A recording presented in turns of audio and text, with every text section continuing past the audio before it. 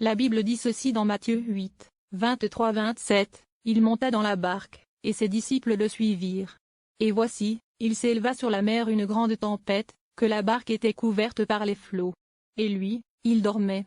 Les disciples s'étant approchés le réveillèrent, et dirent, Seigneur, sauve-nous, nous périssons. Il leur dit, pourquoi avez-vous peur, gens de peu de foi?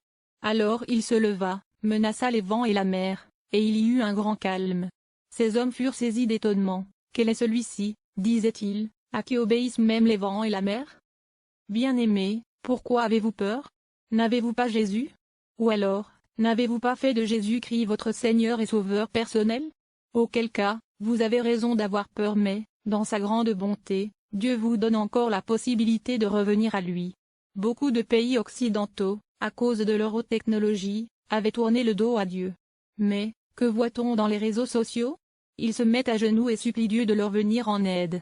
Et oui, bien-aimés, ne vous y trompez pas, même sur les lits d'hôpitaux, vous aurez le temps d'analyser vos vies et vous rendre compte de vos erreurs. Et oui, bien-aimés, c'est le dernier moment pour vous de le faire.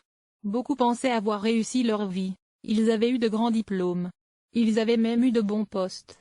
Ils avaient eu de bonnes épouses et de beaux enfants intelligents. Ces personnes croyaient tellement avoir réussi leur vie qu'ils avaient mis Dieu de côté.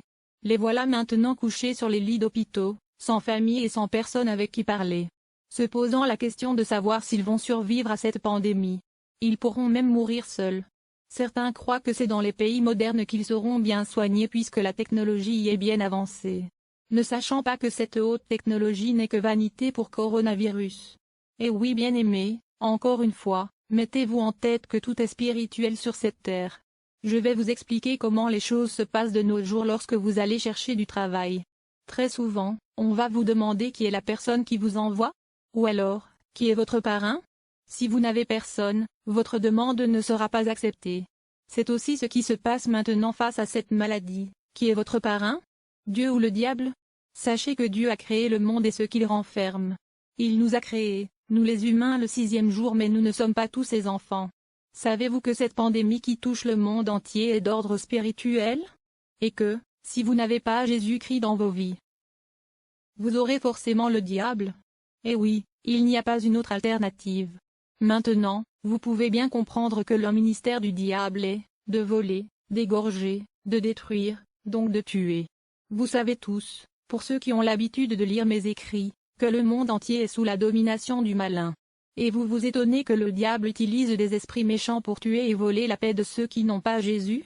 Eh oui, l'humanité s'est déconnectée de Dieu. L'être humain a rejeté Dieu et, par conséquent, il vit maintenant dans la peur. Oui, bien-aimés, le diable ne règne que dans la peur et seul Jésus-Christ est capable de vous donner la paix. Dans le passage cité au début de cet enseignement, nous voyons les disciples être avec Jésus dans la barque. Mais, malgré le fait que Jésus était avec eux physiquement, ils avaient eu peur de la tempête. Imaginez alors dans quel état peuvent être tous ceux qui n'ont pas Jésus, dans quel état ils peuvent se trouver. La Bible nous dit que Jésus n'était pas loin. Mais malgré tout, les disciples avaient paniqué.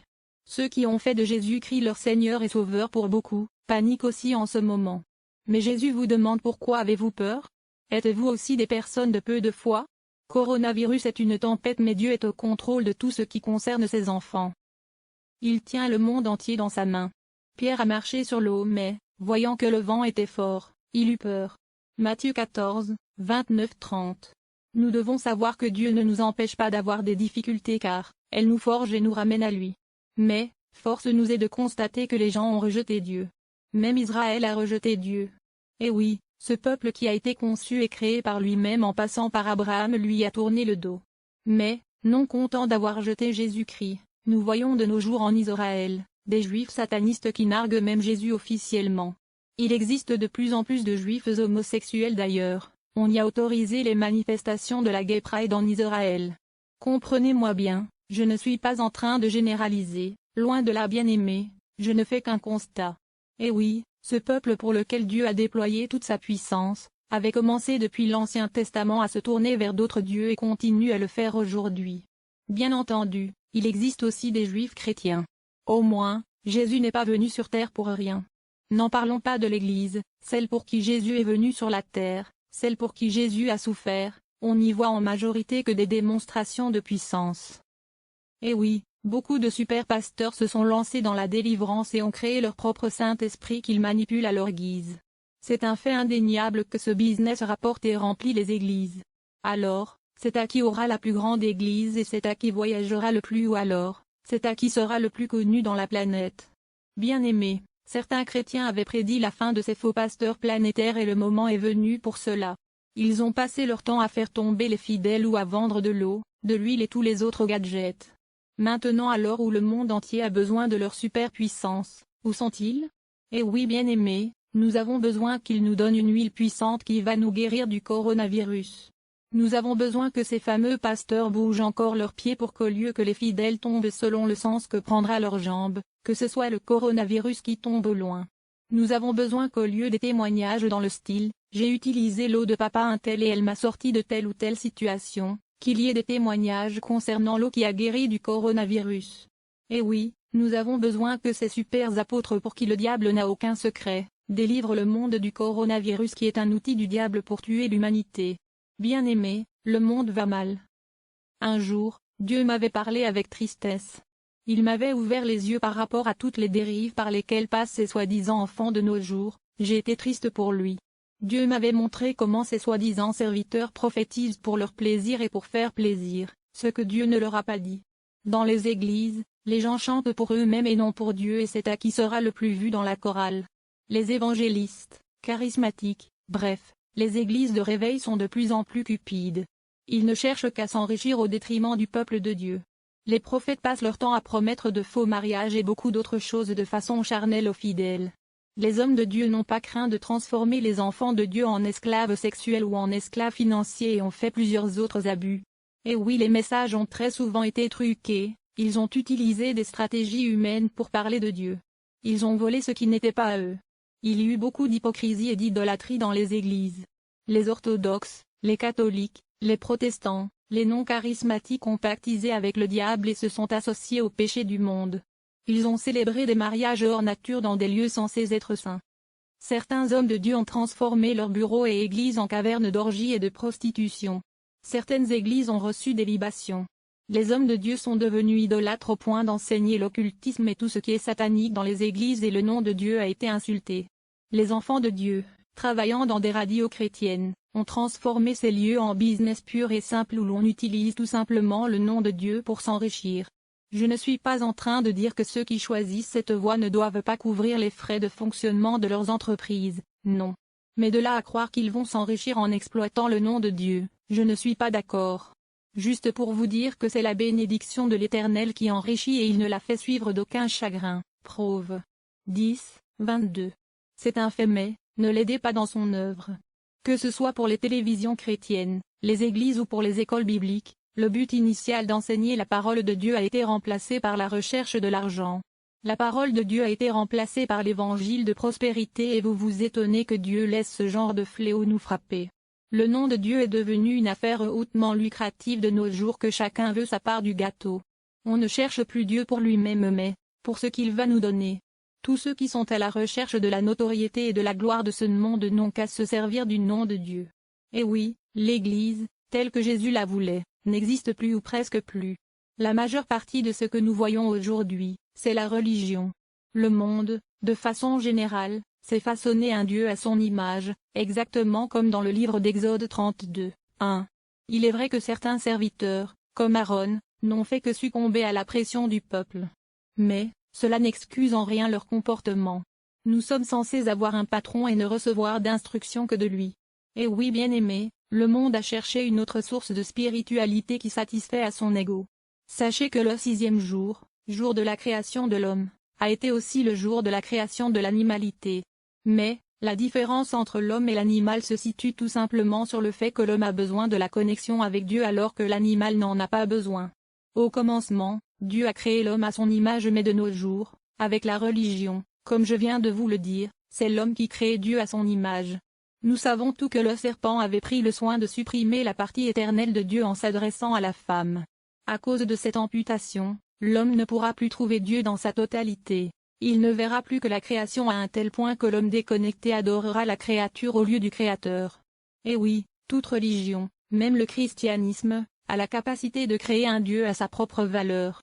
Et oui, de nos jours, les chrétiens croient adorer le seul et l'unique Dieu, mais nous nous rendons compte que c'est le contraire.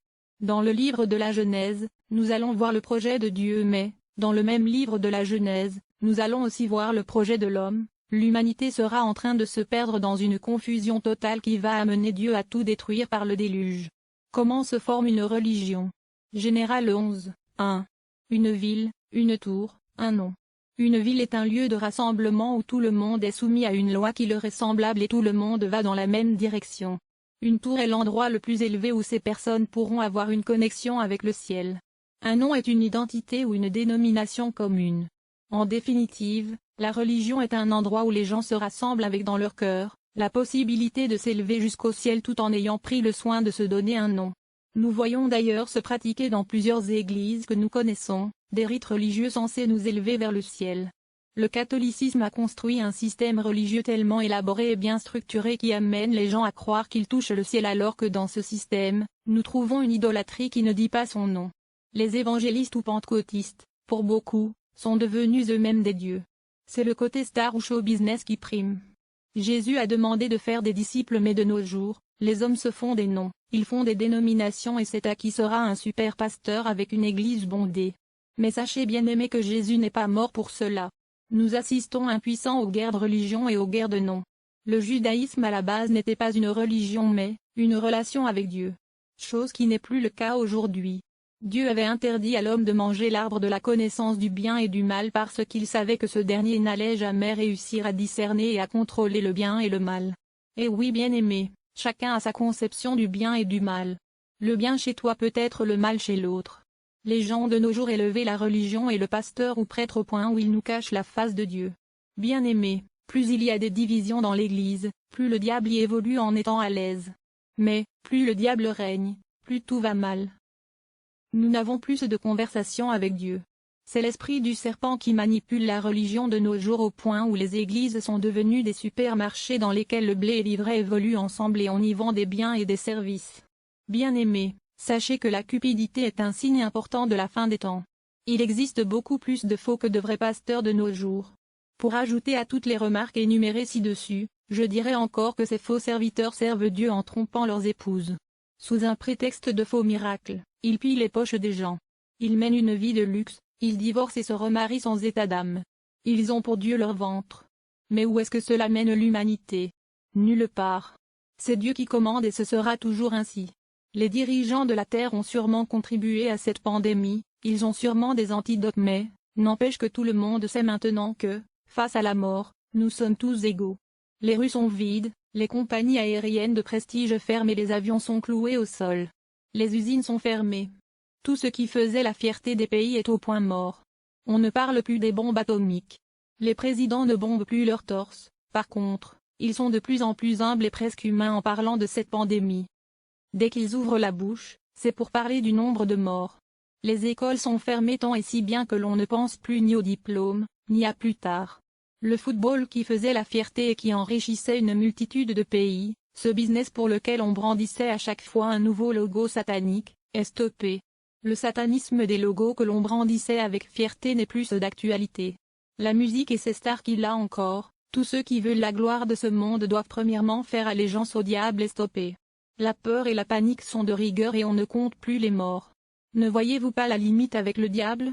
Que peuvent faire les talismans que vous portez et toutes les invocations que vous faites? Que peuvent faire les écorces qui sont censées vous protéger? Vous êtes-t-elle contre le coronavirus?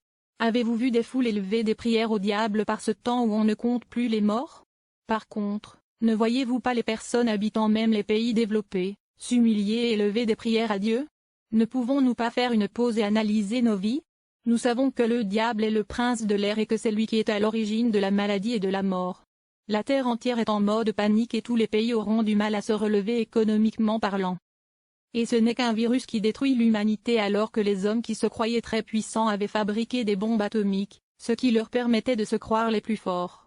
Ils disent que nous sommes en guerre mais, force est de constater que cette guerre est spirituelle donc, invisible à l'œil nu. Beaucoup ont refusé de croire à Dieu parce qu'ils ne veulent croire qu'à ce qu'ils voient. Voyez-vous coronavirus? Mais n'existe-t-il pas? L'heure est venue bien-aimés où vous devez prendre conscience que nous ne sommes que peu de choses sur cette terre.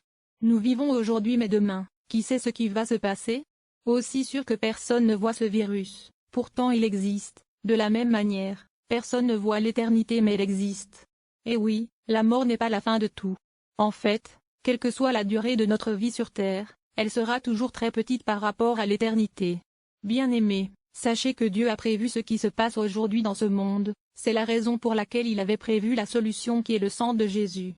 Dans Exode 12 et à partir du verset 1, nous voyons le peuple juif, qui était en esclavage en Égypte, crier à Dieu. Mais, quel que soit le fléau que Dieu a envoyé en Égypte, Pharaon restait sourd aux réclamations de Moïse et Aaron, à savoir, de faire sortir le peuple de Dieu de l'esclavage. Il avait fallu que Dieu utilise la méthode forte mais avant, il avait demandé à son peuple de considérer ce mois-là comme le premier des mois de l'année. Dieu avait donc changé leur calendrier car le moment de leur libération allait arriver. Ce qui fait que logiquement, ce dernier fléau allait en fait être le premier en tant qu'homme libre. Il fallait donc prendre un agneau pour chaque maison. Cet agneau devait être sans défaut, mâle, âgé d'1 an. Il devait le sacrifier le 14e jour au coucher du soleil. Il leur fallait prendre de son sang et en mettre sur les 2 poteaux et sur le linteau de la porte des maisons où on le mangera. Vous pourrez vous-même lire la suite mais, toujours est-il dit que Dieu devait tuer tous les premiers-nés du pays d'Égypte, hommes ou animaux mais le sang devait servir de signe sur les maisons où les Juifs se trouveraient. Dieu verrait le sang et il passerait par-dessus son peuple.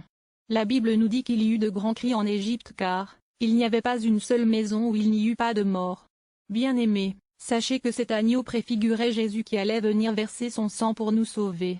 Jean-Baptiste, guidé par le Saint-Esprit, l'avait dit lorsque Jésus était venu dans les eaux du baptême. Voici l'agneau de Dieu qui ôte les péchés du monde. Jésus est la solution à ce coronavirus. Il vous suffit de badigeonner son sang sur les murs des portes de vos maisons pour que l'ange de la mort saute votre maison. Bien-aimés, sachez encore une fois que tout est spirituel. Je ne suis pas en train de vous dire de tuer Jésus une 2e fois pour badigeonner son sang sur les murs des portes. Non bien-aimés, la vie et la mort sont au pouvoir de notre langue. Il nous suffit donc de proclamer que nous nous couvrons du sang de Jésus et nous le badigeonnons sur les portes de notre maison pour que cela soit effectif. Mais, si vous n'avez pas fait de Jésus-Christ votre Seigneur et votre Sauveur personnel, si jusqu'à présent Jésus n'était que folie pour vous, qui va donc vous sauver maintenant ou même la technologie ne peut rien? J'ai vu des Camerounais, sous prétexte qu'ils ont la nationalité française, gueuler parce qu'ils n'ont pas pu trouver de place dans Air France. Bien-aimés, laissez-moi vous dire qu'il y a plus de contaminés en France qu'au Cameroun. Si le Cameroun est même contaminé au jour d'aujourd'hui, c'est tout simplement parce qu'on a laissé entrer des personnes qui venaient des pays soi-disant développés. Le moment est venu où Jésus reconnaît les siens. Je vous conseille de faire partie de sa famille parce que ce n'est que le début. Si vous ne savez comment faire pour donner votre vie à Jésus, répétez tout simplement ceci après moi: Jésus, je reconnais que je suis un pécheur. Je t'ai ignoré jusqu'à présent et je me repens pour ce comportement. Je reconnais que toi seul es Dieu et que toi seul peux me sortir de ce chaos dans lequel le monde se trouve.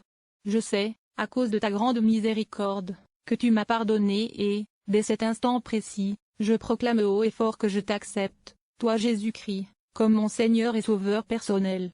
Viens dans ma vie et fais de moi ce que tu veux. Laisse ton Esprit Saint me diriger dans toutes tes voies et m'enseigner tout ce que je dois savoir à propos de toi. Merci Jésus parce qu'à partir de cet instant précis, je suis né de nouveau et je suis désormais enfant de Dieu. Que Dieu vous protège tous. Révérend Pasteur Pujol Catherine.